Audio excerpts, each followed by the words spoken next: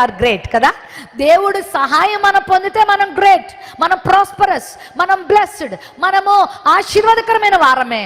కానీ without him నీకు ఈ లోక సంబంధమైన ఎన్నున్నా యు ఆర్ నథింగ్, నీకేమీ లేనట్టే, నిస్సహాయుడువే. మన సంజీవ్ నగర్లోనే నేనున్న ఈ 2-3 రోజుల్లో ఒక భయంకరమైన వార్త విన్నాను. మన ఇంటి పక్కనే చాలా గొప్పవాడట ఆయన. నాకు తెలియదు ఆయన ఎవరో, మన వాళ్ళు చెప్పారు. చాలా గొప్పవాడు, రాజకీయంగా చాలా పలుకుబడి కలిగిన వాడు, చాలా బలశాలి, ఒక్కడే 10 మందిని కొట్టగలిగిన వాడు. ఆ ఏరియా అంతట్లో, రాజమండ్రి అంతట్లో కూడా మరి ఆయన మరి చాలా బలశాలుల్లో పేరు కలిగినటువంటి వ్యక్తి అట.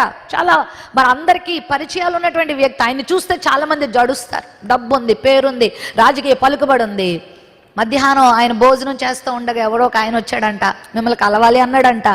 సరే బాబు కలుస్తాను కూర్చో అన్నాడు.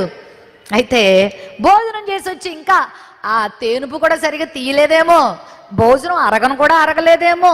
ఆ బయటకు వచ్చి హాల్లోకి వచ్చేసరికి మరి ఎప్పటియో పగ, కక్ష, కార్పణ్యాలు పెట్టుకున్న ఆ యవనస్తుడు వాళ్ళ తండ్రికో ఎవరికో ఏదో హాని చేశాడట. ఆయన తెలీదు. ఆ హానిని హృదయంలో పెట్టుకుని వచ్చాడు ఆ యవనస్తుడు. ఎన్నో రోజుల ప్రణాళికతో వచ్చాడు ఆ యవనస్తుడు. లోపలికి రాగానే కత్తితో పొడిచి చంపేశాడు. తన ఇంట్లోనే, అతని ఇంట్లోనే, తన చుట్టూరు మనుషులు ఉండగానే, ఆ ఇంటి చుట్టూరు పట్ట పగలే, పోనీ అర్ధరాత్రి కాదు, నడి రోడ్డు మీద కాదు, ఎవరు లేని సమయం కాదు, చనిపోయాడండి ఆయన. నిన్న మొన్న ఆ ఏరియా అంతా కూడా చాలా హడావిడి అనిపించింది. డబ్బు, పలుకుబడి, జ్ఞానము, హోదా, నీ బలము నిన్ను తప్పించగలవా? నిన్ను శోధన నుండి కాపాడగలవా? అపవాది కుట్రల నుంచి కాపాడగలవా? ప్రతి దినము, ప్రతి క్షణము అపవాది చెప్పండి ఏం చేస్తున్నాడు? వెదుకుతూ తిరుగుతున్నాడు. ఎవరిని మిరింగుదునా? ఆత్మీయంగా మనల్ని మిరంగడానికి, శారీరకంగా కీడు చేయటానికి, కుటుంబపరమైన కీడులు, వ్యక్తిగతమైన కీడులు, ఆర్థికపరమైన నష్టాలు, పిల్లల విషయంలో కానీ లేకపోతే ఏదో ఒక విషయంలో మనకు ఆయా రకాల చికాకులు తెచ్చి మన జీవితాన్ని నాశన పదంలో నడపడానికి వాడు ఎన్ని ప్రయత్నాలు చేస్తున్నాడో కదా. ఇలాంటి సమయంలో ప్రభు మనకు ఒక శుభకరమైనటువంటి హెచ్చరిక, ఒక హెచ్చరిక అనుకోండి. ఇది ఏంటో తెలుసా?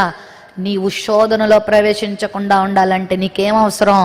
₹1,00,00,000 చెక్కు కాదు, బెంజ్ కారు కాదు, పెద్ద బంగళాలు కాదమ్మా. వీటి కొరకు కాదు నీ తపన. How you pray, how much you pray, how much you spend your time in the presence of God. దేవుని సన్నిధిలో ప్రార్థిస్తున్నావా? ఎందుకు ప్రార్థన చేయమని పదే పదే పదే పదే దేవుడు హెచ్చరిక చేశాడంటే, ఎడతెగక ప్రార్థన చేయమంటాడు తెస్సలోనిక పత్రికలు. ఎందుకు నాకు అనిపించింది ఎడతెగ ప్రార్థన చేయడమా?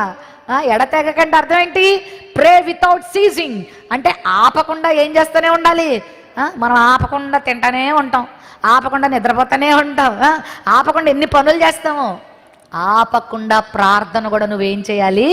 చేస్తూ ఉండాలి. నువ్వు కూర్చున్నా, నువ్వు లేచినా, చెప్పండి, నువ్వు బయటకు వెళ్ళినా, ఇంట్లో ఉన్నా, సంఘముతో కలిసి, కుటుంబంతో కలిసి, వ్యక్తిగతంగా యూ షుడ్ ప్రే ప్రే ప్రే. ప్రార్థన చేయమని చెప్పిన ప్రభువే ఎంత ప్రార్థన చేశాడు. ఆయనకు అసలు ప్రార్థించాల్సిన అవసరం ఉందా? ఆయన ఏమైనా బలహీనుడా? ఆయన ఏమైనా శక్తిహీనుడా? ఆయన ఏమైనా మహిమలు లేనోడా? ఆయన ఏమైనా చేతకానుడా? అంత గొప్పవాడే. చెప్పండి, పెందల కడనే లేచి, మార్కు 1:35లో పెందల కడనే లేచి ఏం చేసేవాడంట? ప్రార్థన చేసేవాడంట.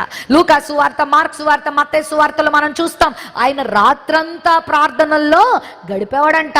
పట్టపగలు కూడా జన సమూహాలతో మాట్లాడుతూ మాట్లాడుతూ ఎన్నో అద్భుతాలు చేస్తూ, ఆగండి మీరు ఇక్కడే, నాకు అర్జెంట్ పని ఉందని చెప్పి కొండకెళ్ళిపోయి ఏం చేస్తా ఉండేవాడు?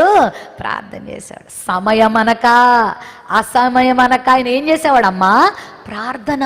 ప్రార్థనలో ఎంత శక్తి ఉందో, ప్రార్థనలో ఎంత ప్రతిఫలం ఉందో అదే అంటున్నాడు. మీరు ప్రార్థన చేయనప్పుడు రహస్యమందు చూచు మీ తండ్రి మీకేమిస్తాడు? ప్రతిఫలం ఉంది. శోధన తప్పించుకుంటావు, కీడులు తప్పించుకుంటావు. నీ కుటుంబం మీద, నీ మీద, నీ ఆధ్యాత్మిక జీవితం మీద దాడి దాడి దాడి జరుగుతూ ఉండగా ఆ దాడిని తప్పించేటువంటి శక్తి చెప్పండి ఎవరికి లేదు? పోలీసులకి లేదు, గొప్పవారికి లేదు, నీ బలానికి నీ జ్ఞానానికి లేదు. ఎవరికి ఉందంటే ప్రార్థనకు ఉంది. హల్లెలూయా. ఒక కీర్తనలు అంటాడు,